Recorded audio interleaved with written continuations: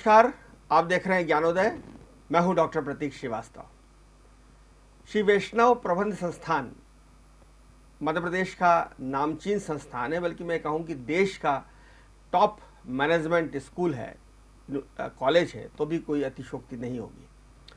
और श्री वैष्णव प्रबंध संस्थान इस बार लीग से हटकर, प्रबंधन से अलग हटकर साइंस के नए पाठ्यक्रम शुरू करने जा रहा है। शिक्षा जगत की एक बड़ी खबर है ये। जो संस्थान अब तक मैनेजमेंट गुरु के नाम से जाना जाता था, जिसकी ख्याति, जिसकी प्रतिष्ठा, जिसकी पहचान एक मैनेजमेंट इंस्टीट्यूट के रूप में थी, उस संस्थान ने अब अपने आप को इंट्रोड्यूस किया है साइंस के क्षेत्र में, विज्ञान के क्षेत्र में। और इसका पूरा श्रेय श्री वैष्णव प्रबंध संस्थान के जो ट्रस्ट बोर्ड है, जो मैनेजमेंट है, उसको है, जो शिक्षा के क्षेत्र में बरहमेश नए नए प्रयोग करता है, नए नई चुनौतियों का सामना करता है और नए सोपान और नए इतिहास, नए कीर्तिमान रचता है। वैष्णव मैनेजिंग ट्रस्ट अनेक शिक्षण संस्थाओं के लिए जाना जाता है और ये कहा जाता है कि आप नर्सरी से लेकर पीएचडी तक वैष्णव इंस्टीट्यूट के संस्थानों में कर सकते हैं। उनका अपना इंजीनियरिंग कॉलेज भी है, मैनेजमेंट का कॉलेज भी है, यूनिवर्सिटी है उनकी अपनी, और बहुत ही शिक्षा के क्षेत्र में हम जिसे कह सकते हैं कि बहुत ही लब्ध प्रतिष्ठित संस्थान है। ऐसे ही श्री वैष्णव प्रबंध संस्थान इंदौर के डायरेक्टर निदेशक श्री जॉर्ज थॉमस हमारे साथ मौजूद हैं। आपका बहुत स्वागत है। थॉमस साहब, मैं आपसे ये जानना चाहता हूँ कि मैनेजमेंट में सब कुछ अच्छा चल रहा था, बहुत आपका नाम था आपके इंस्टीट्यूट का, देश भर से विद्यार्थी यहाँ पढ़ने आते हैं और किसी भी मैनेजमेंट के विद्यार्थी का ये ख्वाब होता है, ये सपना होता है कि वैष्णव इंस्टीट्यूट से मैं पढ़ूँ, मैं अपनी कोशिश टीचिंग वहाँ से लूँ, अपनी डिग्री वहाँ से लूँ। फिर ये ख्याल क्यों आया कि मैनेजमेंट के साथ साथ अब आपको साइंस के कोर्स भी चलाना चाहिए, बायोटेक्नोलॉजी के कोर्स भी चलाना चाहिए, ये विचार क्यों मन में आया? सर्वप्रथम धन्यवाद देना चाहता हूँ डीजियाना को कि इस चैनल पर आने का अवसर मिला और शिक्षा के क्षेत्र में होने वाले नए जो आयाम हैं, नई जो दिशा है, उस संबंध में हम बात कर पाएँ। जैसा कि आपने सवाल पूछा कि मैनेजमेंट में रहते हुए कॉमर्स ये साइंस फील्ड में क्यों आना चाहते हैं, तो इसके पीछे एक हमारी ट्रस्ट की दूरदर्शिता, जैसा कि आपने बताया, समय से थोड़ा आगे की सोचने की ज़रूरत है। अभी जब से नेशनल एजुकेशन पॉलिसी का इम्प्लीमेंटेशन शुरू हुआ है, तो उसमें एक बहुत अहम बात यह है कि ऐसी संस्थाएं जो नैक का ए ग्रेड होंगी और जिनके यहाँ 3000 से ज़्यादा छात्र होंगे, जो मल्टी डिसिप्लिनरी कोर्सेज अपनी संस्था में चलाएंगे और शिक्षा की गुणवत्ता को अगर बना कर रखेंगे, तो आने वाले समय में 2030 या 35 तक ये जो एफिलिएशन सिस्टम है ये यूजीसी बंद कर देगी और ऐसी संस्थाएं जो नैक ए ग्रेड होंगी और मल्टीडिसिप्लिनरी कोर्सेज चलाएंगी, उन संस्थाओं को इंडिपेंडेंट डिग्री अवार्डिंग इंस्टीट्यूशन का दर्जा मिल सकता है। तो इस बैकग्राउंड को लेते हुए संस्था ने, हमारे प्रबंधन ने, हमने थोड़ा सर्वे भी किया कि किन कोर्सेज़ के लिए हम नए कोर्सेज़ को इंट्रोड्यूस कर सकते हैं। तो उसको ध्यान में रखते हुए हमने 2023 से कुछ बायो साइंसेस कोर्सेज़ स्टार्ट किए हैं। ऑल्दो हमारे यहाँ मैनेजमेंट में एमबीए, बीबीए ऑलरेडी चल रहा है और बहुत अच्छे से चल रहा है, और इसके अलावा कंप्यूटर साइंस में कंप्यूटर साइंस है, एमसीए, बीसीए और बीएससी ऑलरेडी चल रहा है कई वर्षों से और बहुत अच्छा हम शिक्षा दे रहे हैं उसमें, गुणवत्ता शिक्षा, प्लेसमेंट भी बहुत अच्छे हैं। पर एनईपी को ध्यान में रखते हुए हमने इस बार बायो साइंसेस, उसमें MSc bio informatics, BSc bio informatics, BSc bio microbiology, BSc biotechnology इत्यादि कोर्सेज का हमने इस बार प्रारंभ कर रहे हैं। इसके पीछे सोच यह है कि मल्टीडिसिप्लिनरी संस्था हम बनेंगे और उसमें भी गुणवत्ता शिक्षा, अच्छी लैब, अच्छी क्वालिटी के लैब, अच्छे टीचर्स हम लोगों ने अपॉइंट करे हैं। तो इस साल से हम लोग उसको प्रारंभ करने जा रहे हैं। तो इसका उद्देश्य केवल व्यावसायिक तो नहीं है नए कोर्स करने का, कि इसका उद्देश्य सिर्फ व्यावसायिक है, या इसका उद्देश्य व्यवसाय के साथ साथ जो नई सोच की अब अगला जो नौजवानों के लिए जो क्षेत्र खुलने वाला है, बायोटेक्नोलॉजी में, बायोसाइंसेज में बहुत उसके स्कोप्स आ रहे हैं, क्या उसके लिए एक नई टीम को तैयार करना, नई जनरेशन को तैयार करना, क्या उद्देश्य है? बिल्कुल उद्देश्य व्यावसायिक कतई नहीं है। ऑल्दो हम प्रोफेशनल कोर्सेज चला रहे हैं, उसके बावजूद भी मैं आपको ये बताना चाहूँगा प्रोफेशनल नहीं है उसके पीछे अच्छा रोजगार बच्चों को तैयार करके देना है। बहुत नॉमिनल फीस में हम प्रोफेशनल एजुकेशन दे रहे हैं, तो सोच कतई व्यावसायिक नहीं है। बट जैसा कि आने वाला समय जो है रिसर्च को बढ़ावा देना है, तो ये साइंसेज में, बायो साइंसेज और जो नेचुरल साइंसेज में है, रिसर्च का स्कोप बहुत है और उसमें बहुत अच्छी संस्थाओं का होने का स्कोप है, तो हम उसी दिशा में आगे बढ़ रहे हैं। जो वैष्णव ट्रस्ट है और वैष्णव प्रबंध संस्थान है जिसके आप डायरेक्टर हैं, उसकी एक खूबी ये है, जो मैं जानता हूँ, इंदौर की शिक्षा जगत से मैं बहुत लंबा ताल्लुकात रखता हूँ कई सालों से, कि आप लोग अपने मेरिटियस जो स्टूडेंट्स होते हैं, मेधावी विद्यार्थी होते हैं, पढ़ने लिखने वाले, जो उनको बड़े स्तर पर, बड़े पैमाने पर स्कॉलरशिप्स देते हैं, और इसी वजह से आपके तरफ जो है वो मेधावी विद्यार्थी आकर्षित भी होते हैं, क्योंकि मेधा को जब सम्मान मिलता है, जब पुरस्कार मिलता है, तो उनको प्रोत्साहन मिलता है। सवाल ये है कि इस जो नए कोर्सेस है, क्या इसमें भी आपका स्कॉलरशिप का फंडा लागू होगा? सवाल ये भी है कि इसके मापदंड क्या होंगे, इसकी कसौटी क्या होगी, और किस तरह की स्कॉलरशिप्स आपने प्लान किए, कितनी स्कॉलरशिप आप देने जा रहे हैं? मैं इस पर बहुत विस्तार से आपसे जवाब चाहता हूँ। ये बहुत ही अहम सवाल है, क्योंकि जिस सेगमेंट को हम लोग टारगेट करते हैं वो बहुत ही मध्यम वर्गीय और अगर उसको कहें लोअर मिडिल क्लास के बच्चे हमारे यहाँ पढ़ते हैं उनके लिए ये फीस जुटा पाना बहुत मुश्किल है। तो मैनेजमेंट को साथ मीटिंग हुई, जैसा कि हमारा ट्रस्ट है बहुत ही दूरदर्शी भी है और सेवा भाव ट्रस्ट का बहुत दयालु ट्रस्ट है, तो उन्होंने कहा कि भाई जिनके 60% से ऊपर होंगे उनको हमें स्कॉलरशिप देना है। तो स्कॉलरशिप हम जो SVIM मेरिटोरियस स्कॉलरशिप दे रहे हैं वो 60% से शुरू होती है। जाति का फंडा नहीं है, कोई जाति का नहीं है, और किसी भी सब जातियों के बच्चों को अगर वो पढ़ने में होशियार है जी तो उसे मिलेगा। बिल्कुल, ये सबसे बड़ी बात है। मैं इसके लिए आपके वैष्णव ट्रस्ट को बहुत साधुवाद देना चाहता हूँ, बहुत खुले दिल से, उदार मन से उनकी प्रशंसा करना चाहता हूँ। वरना आजकल क्या मालूम क्या हो गया है, हर तरह की सरकारें जो आती हैं, वो चाहे किसी भी स्टेट की सरकार हो, केंद्र की सरकार हो और किसी भी पार्टी की सरकार हो, वो जातियों के आधार पर स्कॉलरशिप देना चाहती है, वो जातियों के आधार पर जो है प्रतिभा का सम्मान करना चाहती है, वो जातियों के आधार पर जो है वो सुविधाएं देना चाहती है। तो आपका जो ये सोच है ना कि आप नंबर लाओ और स्कॉलरशिप पाओ, बिल्कुल, ये सोच भारत को मजबूत बनाने वाला सोच है। ये मेधावियों को उन्नत और प्रोन्नत और परिष्कृत करने वाला सोच है। मैं इस सोच के लिए आपके मैनेजमेंट का सैल्यूट करता हूँ। जी सर।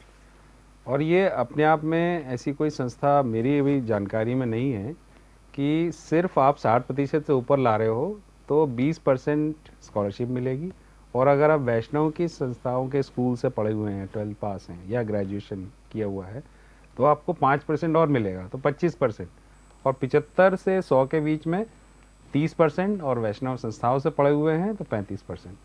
तो ये हम दे रहे हैं पिछले सालों से, 2019 से स्टार्ट किया है, ये अक्रॉस ऑल कोर्सेज दे रहे हैं और नए कोर्सेज में भी दिया। अगर बच्चा थोड़ा भी पढ़ने में अच्छा है और 60%, 70% नंबर ले आता है तो लगभग फ्री हो जाती होगी उसकी पढ़ाई। और इसके अलावा हमने जो सरकार जो छात्रवृत्ति दे रही है, जो होती है ना OBC और हाँ, वो तो सरकारों के नियम है। हाँ, वो छात्रवृत्ति भी ले सकता है बच्चा, वो अलग है। और डबल छात्रवृत्ति, वो एक जो उसका हक है, संवैधानिक हक है, जो उसको सरकार ने दिया है।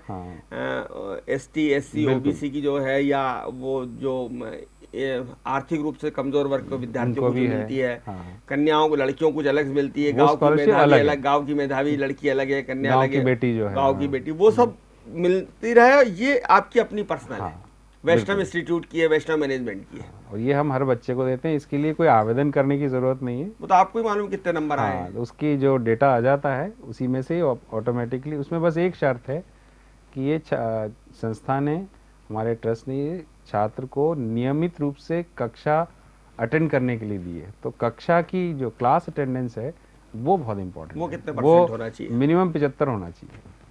अगर वो नहीं है तो ये छात्रवृत्ति नहीं वैसे तो मिलेगी। नियम तो सरकार ने सरकारी स्कॉलरशिप में भी ये बनाया है कि 75% बिल्कुल। अबव होना चाहिए, लेकिन बच्चों की तो 75% होती नहीं है। बिल्कुल। और मुझे ये कहने में बिल्कुल भी संकोच नहीं है कि लगभग 100% सरकारी कॉलेज या प्राइवेट कॉलेज फर्जी अटेंडेंस देते हैं, हाँ, लेकिन हमारे यहाँ तो ताकि बच्चे को स्कॉलरशिप मिल जाए, उसका नुकसान ना हो। हाँ, हम किसी भी छात्र को, जैसे हम वैसी भी संस्थाएं हैं, हमने पिछले सालों में जिन छात्रों की अटेंडेंस 75% नहीं रही उनको हम मौके खूब दिए हमने। जैसे हमारे यहाँ हर 15 दिन की अटेंडेंस बच्चे को कम्युनिकेट होती है, एक शीट लगती है, उसमें बताया जाता है कि आपकी अटेंडेंस 75% से कम है। अगर वो बच्चा हर क्वार्टर में, उसको उसके घर चिट्ठी भी जाती है, उसके घर मैसेज भी जाता है, फिर हमारे टीचर्स पेरेंट को ही फ़ोन करते हैं आपका बच्चा नहीं आ रहा है। जब एग्ज़ाम के पहले जब फॉर्म अनाउंस करती है DAVV, तब वो हम अटेंडेंस का पूरा कैलकुलेशन करते हैं। उस समय अगर अटेंडेंस बहुत कम है, अगर मान लीजिए 50% है या 60% है, तो 75 करने के लिए उसको रिमीडियल क्लासेस अटेंड करनी पड़ेंगी, असाइनमेंट्स करने होंगे, वो अवसर देते हैं उसको, उसमें भी वो नहीं आप आया, नहीं एक्स्ट्रा क्लासेस लगा देते हाँ, कि भाई इसको कर ले, कर ले। जो चूक हाँ, गया, हाँ, तेरे जो कोई उसमें बीमार भी नहीं रहा है, आता है, बीमार रहा है, हाँ, परिवार में कोई गमी हो गई है, हाँ, कोई परेशानी है, हाँ, तो इसमें कर लो, कर ले। पर अगर उसमें भी नहीं आया तो फिर कुछ फिर नहीं हम फॉर्म फॉरवर्ड नहीं करते हैं और ना स्कॉलरशिप देते हैं। न स्कॉलरशिप मिलती है। तो इस तो ये मामले सख्ती में है, हाँ ये सख्ती जरूरी है। सख्ती है, तो अर्न करना पड़ेगा बच्चे को ये लगना चाहिए कि मुझे जो कुछ मिल रहा है वो मेरी मेहनत से योग्यता मिला। और मेहनत से मिला। ये मतलब वो क्या कहते हैं जिसको कि बस ये प्रभु कृपा प्रसाद नहीं है। हाँ, नहीं है। तो हमने पढ़ने के लिए दे रहे हैं, तो आपको पढ़ने आना पड़ेगा, और उसके लिए हमारा पूरा मैकेनिज्म इतना स्ट्रिंजेंट है कि मतलब उसमें हम कॉम्प्रोमाइज़ नहीं करते हैं। एक मुझे कभी कभी लगता है वेस्टर्न इंस्टीट्यूट के बारे में कि आपका जो कॉलेज है वो बीच शहर में है, गुमाश्ता नगर में, रंजीत हनुमान के पीछे, जहाँ तक मैं बोलूँ, जी जी। और वो इतना सघन इलाका है। अब आजकल यूनिवर्सिटीज़ का, संस्थानों का जो कंसेप्ट है ये है कि भाई शहर से बाहर हो, दूर दराज में हो, और वो बड़ा भारी एक कैंपस हो, कोई 10, 20, 25, 50 एकड़ में, और फैला हुआ हो उसमें। आप बिल्कुल बीच शहर में, हृदय स्थल भी कह सकते हैं इंदौर शहर का। तो इतने घने जगह में आपके पास कितना स्पॉट होगा, कितनी जगह होगी? तो आपको कैंपस छोटा नहीं पड़ता, फिर अब आप नए कोर्सेज शुरू कर रहे हैं। पहले ही आपके 3-4 हज़ार बच्चे थे, अब आप नए कोर्सेज शुरू कर रहे हैं। आपकी जो साख है, जो क्रेडिट है, जो नाम है, उसके चलते इन सारे कोर्सेज में भी आपका भर जाएगी। तो ऐसा नहीं लगता कि हौच पौच हो जाएगा, भीड़ बढ़ जाएगी? ये चुनौती है, वरदान है, या समस्या है? नहीं, निश्चित ही ये वरदान है, क्योंकि नए जो इंस्टीट्यूशन खुल रहे हैं उनको शहर में जगह नहीं मिल रही है, तो उनको बाहर, उसमें एडिशनल बच्चों को ट्रांसपोर्ट की फैसिलिटी देनी पड़ती है, जो यहाँ के लोकल स्टूडेंट्स, खाना देना पड़ता है, हाँ, खाने की व्यवस्था करनी पड़ती है। तो वो ऐसे छात्र जो इतनी फीस नहीं दे सकते हैं, ट्रांसपोर्टेशन, फूड उनके लिए एक्स्ट्रा हो जाता है। तो उस दृष्टि से देखें हम, तो ये हमारे लिए वरदान है। और रही बात नए कोर्सेज के लिए, तो हमारा इंफ्रास्ट्रक्चर और हम लोग डेवलप कर रहे हैं। अभी इस कमिंग सेशन में जो हम लोग नए कोर्सेज लाए, उनके लिए अलग से एक फ्लोर बन रहा है। तो पर्याप्त टीचिंग इंफ्रास्ट्रक्चर होगा तभी बच्चों को हम अच्छी शिक्षा दे पाएंगे, और उसमें हमारा जो संस्थान है वो कोई भी कमी नहीं छोड़ता है। और रही बात क्वालिटी फैकल्टी की, क्वालिटी टीचिंग की, उसमें हम कॉम्प्रोमाइज़ नहीं करते हैं। यही कारण है कि हमारी तरफ बच्चों का और पेरेंट्स का, बच्चे हमारे यहाँ आते हैं, पेरेंट्स भी आते हैं, तो बोले नहीं हमें यहीं लेना है। फीस देने में असमर्थ होते हैं, तो स्पेशल उनके लिए ये होता है कि भाई फीस हम इंस्टॉलमेंट में दे दें, तो हमने इंस्टॉलमेंट सुविधा भी रखी हुई है। तो बच्चे, मतलब स्टूडेंट पे फोकस्ड है पूरा, और कॉमर्शियल एंगल तो कहीं से भी दिखता ऐसा ही तो नहीं है। बच्चा फीस नहीं दे पाया तो आपने उसको परीक्षा में बैठने से रोक लिया? ऐसा आज तक किसी बच्चे के साथ नहीं हुआ, ऐसा कभी नहीं। कुछ संस्थान, कुछ इंस्टीट्यूट करते हैं कि वो फीस नहीं दे पाता तो बच्चे को रोक लेते हैं, नहीं। बच्चे की फीस ड्यू रहती है तो उसको ओरिजिनल उसके डॉक्यूमेंट्स नहीं देते हैं। अक्सर हम अपनी चैनल पे और अखबारों में इस तरह खबरें पढ़ाते दिखाते जी हैं। जी जी, ये तब होता है सर जब बच्चे से संपर्क ही लास्ट मोमेंट पे होता है। हमारा तो बच्चे के साथ इतना कनेक्ट है, हमारे यहाँ मेंटर मेंटी सिस्टम है, तो बच्चा कहीं ना कहीं अगर उसकी कोई आर्थिक परेशानी भी है तो अपने मेंटोर से बात करके उसकी आर्थिक परेशानी का भी हम लोग हर एक इंडिविजुअल स्टूडेंट के साथ बैठ के आर्थिक परेशानी से मैं बात करूंगा प्लेसमेंट की। दुर्भाग्य है कि हमने शिक्षा का संबंध रोजगार से कर दिया। महात्मा गांधी ने तो कहा था कि शिक्षा का संबंध रोजगार से नहीं होना चाहिए, लेकिन लॉर्ड मैकाले की एजुकेशन पॉलिसी कह लीजिए या नई एजुकेशन पॉलिसी कह लीजिए या हमारा सिस्टम कह लीजिए कि पेरेंट्स भी इसलिए पढ़ाना चाहते हैं कि बच्चा पढ़ लिख के एक अच्छी नौकरी पा जाएगा, 5-6 अंकों की सैलरी हो जाएगी। बच्चा भी इसलिए पढ़ना चाहता है कि मुझे कोई मल्टीनेशनल कंपनी में 5-6 अंकों में कोई सर्विस मिल जाए और जिसकी सैलरी मेरी 1-1.5 लाख रुपए हो। समाज भी उसी आदमी को मान सम्मान देता है जो पढ़ने के बाद अच्छा कमा रहा हो। आपका बहुत अच्छी डिग्री है लेकिन अगर आप नहीं कमा रहे हैं तो आप समाज की नज़रों में असफल और नाकामयाब व्यक्ति हैं। तो वो एक अलग बहस का विषय हो सकता है कि क्या शिक्षा का संबंध रोजगार से है, लेकिन चूंकि ट्रेंड यही है तो आपके यहाँ प्लेसमेंट की स्थिति क्या है और प्लेसमेंट का पैकेज लेवल क्या रहता है आपके, और प्लेसमेंट के लिए कौन सी कंपनियाँ आती है। ये सवाल मैं पूछना नहीं चाहता हूँ, मुझे बहुत बुरा लगता है जब मैं कहता हूँ कि प्लेसमेंट क्या है, लेकिन ट्रेंड तो यही है। पेरेंट्स भी यही चाहते हैं कि भाई हम उसी इंस्टीट्यूट में पढ़ाएं, वही कोर्स करवाएं जहाँ पे प्लेसमेंट अच्छा हो, जहाँ पे प्लेसमेंट वाली कंपनियां आती हों और हमारे बच्चे को पैकेज अच्छा मिलता हो। जी देखिए, हम सभी उस दौर से निकले हैं जहाँ पर मात्र शिक्षा ग्रहण करना भी एक चुनौती हुआ करती थी, संस्थान कम हुआ करते थे। आज वो दौर है जहाँ पर संस्थान बहुत सारे हैं और बहुत सारे संस्थान से बच्चे पास होकर उनको रोज़गार नहीं मिल पा रहा है। तो ये बहुत ज़रूरी हो गया है संस्थानों के लिए भी कि उपयुक्त रोज़गार, उपयुक्त शिक्षा का एक मैच हो, कि जो शिक्षा ले रहे हैं वो रोजगारोन्मुखी शिक्षा दे रहे हैं कि नहीं। तो संस्था ने इस बात को बहुत गंभीरता से हम लोगों ने लिया। इवन मैं एक बात और जो इसमें आप पूछेंगे उससे भी मैं ऐड करना चाहूँगा कि हम तो सामान्य जो व्यक्ति हैं, हम तो जो दिव्यांगजन हैं, विजुअली इम्पेयर्ड बच्चे हैं, उनको भी हमने अभी एक अनुभूति कार्यक्रम चलाया है। उसमें विजुअली इम्पेयर्ड बच्चे हैं जो दृष्टिहीन ही हैं, देख और नहीं सकते। हाँ, और कुछ पार्शियली देख सकते हैं। उन बच्चों को हम कंप्यूटर एजुकेशन दे रहे हैं, स्किल कर रहे हैं और उनको सॉफ्ट स्किल की ट्रेनिंग देके। उनके लिए तो ये बहुत अच्छा है, लेकिन हाँ, रही बात ये मैं प्लेसमेंट जो सामान्य हाँ, बच्चे उनकी आप क्या कौन कौन सी कंपनियां प्लेसमेंट के लिए आती है? हाँ देखिए, आप जो कंपनी इस समय बेस्ट हैं वो हमारे यहाँ आती हैं। अगर MBA की अगर बात करें तो S&P ग्लोबल और इंडियन कंपनीज में अभी हमारे यहाँ हाईएस्ट पैकेज इस साल का गया है कोटक फाइनेंस, महिंद्रा फाइनेंस। क्या पैकेज रहा? 9 लाख का पैकेज रहा है। और अभी MCA के प्लेसमेंट्स चल रहे हैं। जो बेस्ट कंपनीज हैं, Infosys, TCS, axis bank, HDFC bank, सारी बैंक्स हमारे यहाँ उसके लिए प्लेसमेंट्स के लिए आती है। तो प्लेसमेंट्स हमारे यहाँ इतनी प्रॉब्लम्स कभी नहीं रही हैं। जो चैलेंज आ रहा है वो है बच्चों। अब विश्व में मंदी आ गई है, विश्वव्यापी मंदी का माहौल है जी, जर्मनी ने मंदी घोषित कर दी है, तो इस मंदी के दौर में भी आपके यहाँ प्लेसमेंट की स्थिति क्या है? अभी मतलब अभी हमारे यहाँ वो प्लेसमेंट में मंदी नज़र नहीं आ रही है। प्लेसमेंट अच्छे हो रहे हैं और हर दिन हर ऑल्टरनेट डे कोई ना कोई कंपनी हमारे यहाँ प्लेसमेंट्स के लिए आ रही है। तो प्लेसमेंट और उसमें बस ये रहता है कि बच्चे जो तैयार होते हैं वो अगर अच्छे तैयार होते हैं तो उनका जल्दी हो जाता है। कुछ लोग बहुत थोड़ा देर तक वेट करना पड़ता है, तैयारी के ऊपर है। तो बच्चों के पार्ट पे थोड़ा सा और मेहनत की हमें उनसे अपेक्षा रहती है। उस समय कुछ बच्चों का विलम्ब प्लेसमेंट के लिए, इंटरव्यूज़ के लिए, कैंपस इंटरव्यूज़ के लिए आप बच्चों से कोई स्पेशल अलग से तैयारी करवाते हैं? बिल्कुल, हमारे यहाँ सॉफ्ट स्किल ट्रेनर्स की एक टीम है।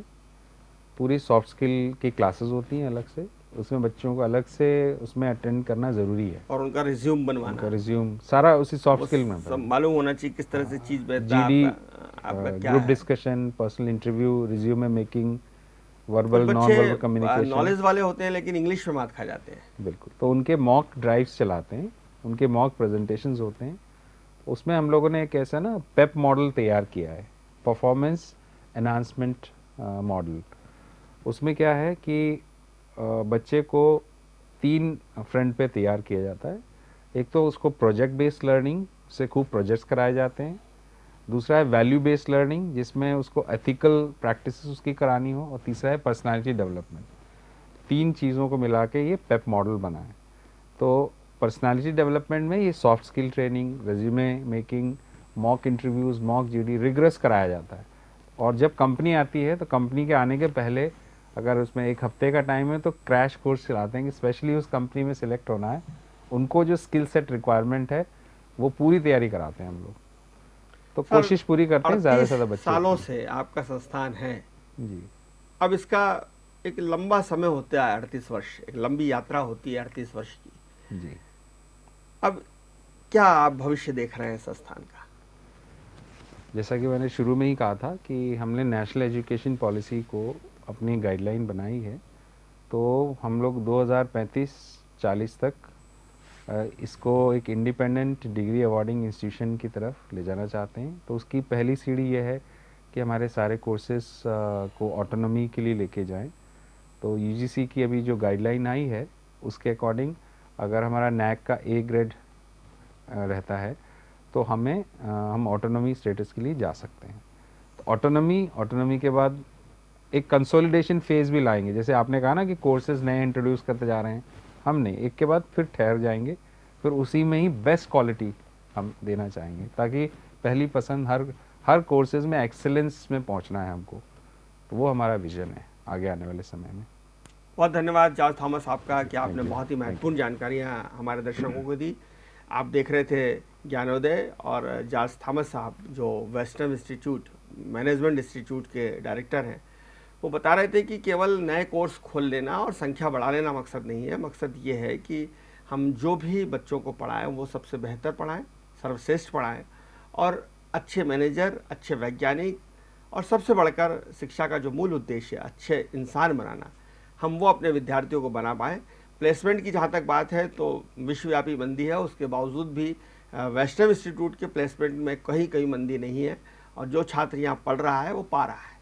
खुद वेस्टर्न इंस्टीट्यूट अपने मेधावी विद्यार्थियों का ध्यान रखता है और जात पात धर्म से ऊपर उठकर उन्हें अपनी स्कॉलरशिप देता है, और लगभग इतनी स्कॉलरशिप देता है कि अगर बच्चा खूब नंबर लाएगा तो उसकी पूरी शिक्षा लगभग निःशुल्क हो जाएगी। देखते रहिए डिजाइनर न्यूज़, खबरों का सिलसिला जारी रहेगा। नमस्कार।